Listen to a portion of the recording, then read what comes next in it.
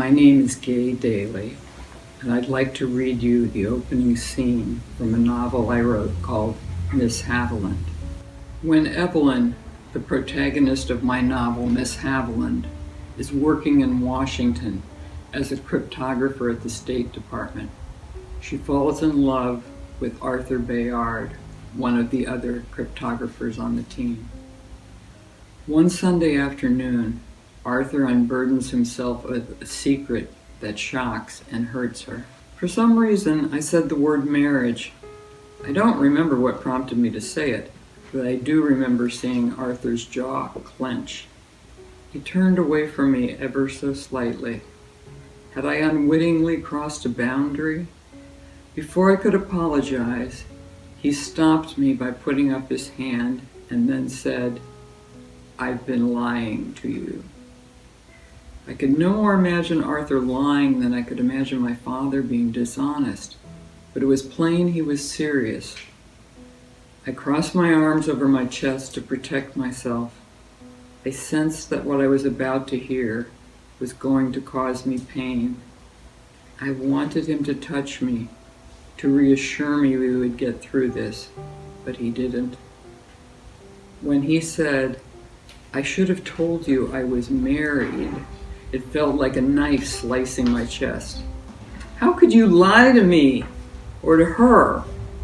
I bet you haven't told her about me." Arthur started to laugh, which seemed mean and made me furious. When he tried to take my face in his hands, I slapped him. I didn't want him ever to touch me again. He said quietly, "No, dear, I said I was married. I was married to Isabel, but she died 7 years ago. I've thought so long and so hard about how to tell you, but I've still managed to make a complete hash of it. I should have told you before this." Relief surged through my body. My world had just turned upside down again and then again. Until Arthur said the word wife, I'd been as happy as I'd ever been in my life. Then I was ambushed, and the arrows just kept on piercing me. Arthur was married. Arthur wasn't married. Arthur was laughing at me. Arthur was a widower. Had I been betrayed?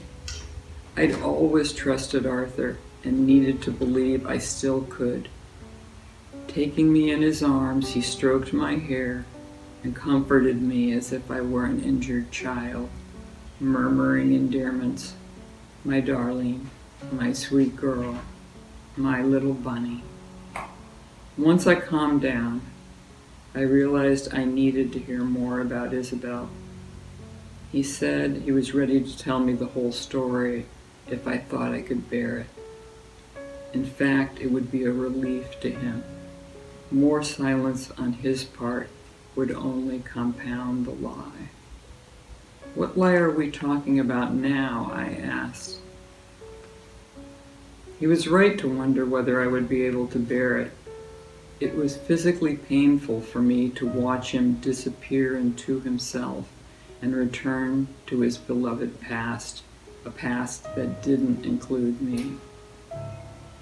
Isabel's family lived on Beacon Hill, a couple of blocks from us.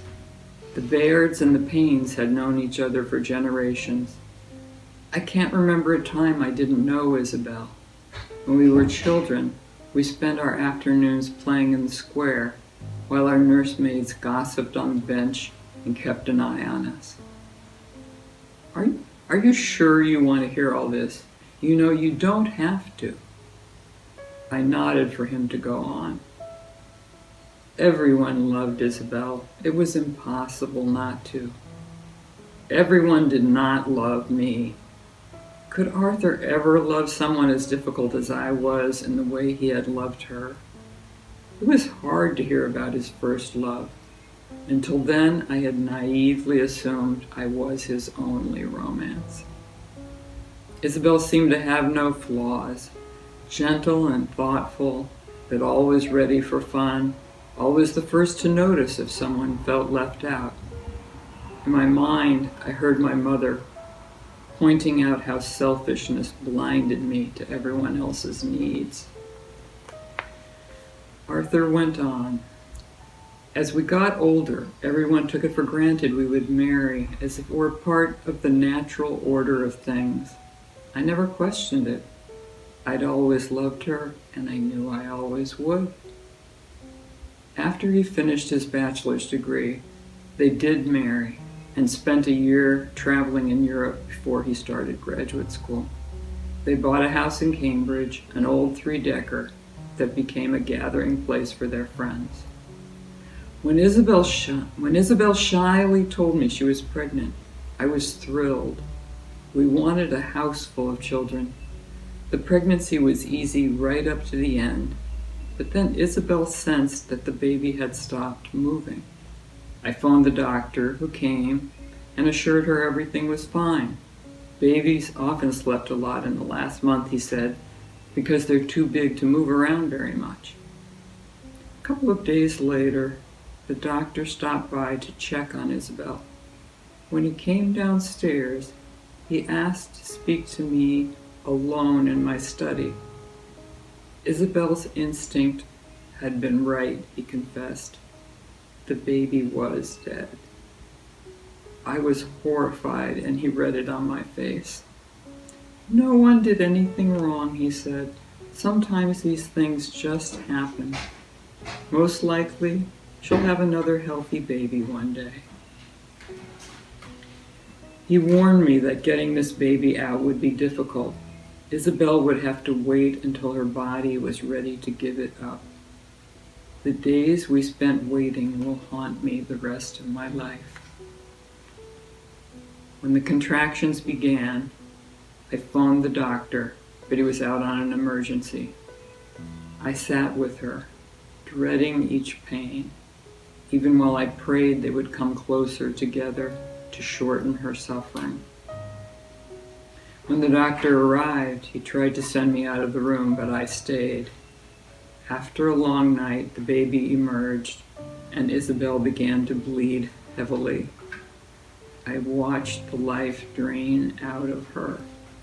In minutes, she was gone. Months earlier, when we had no idea what lay ahead, we had decided that if the baby was a girl, we would call her Lily. She was as beautiful as her mother. I held her and I whispered to her that her name was Lily, and I said goodbye. He said nothing about how he had said goodbye to Isabel. He stopped crying, but I didn't. I knew he was still in the room with the two of them, and I understood that that was where he should be. He had to say goodbye again.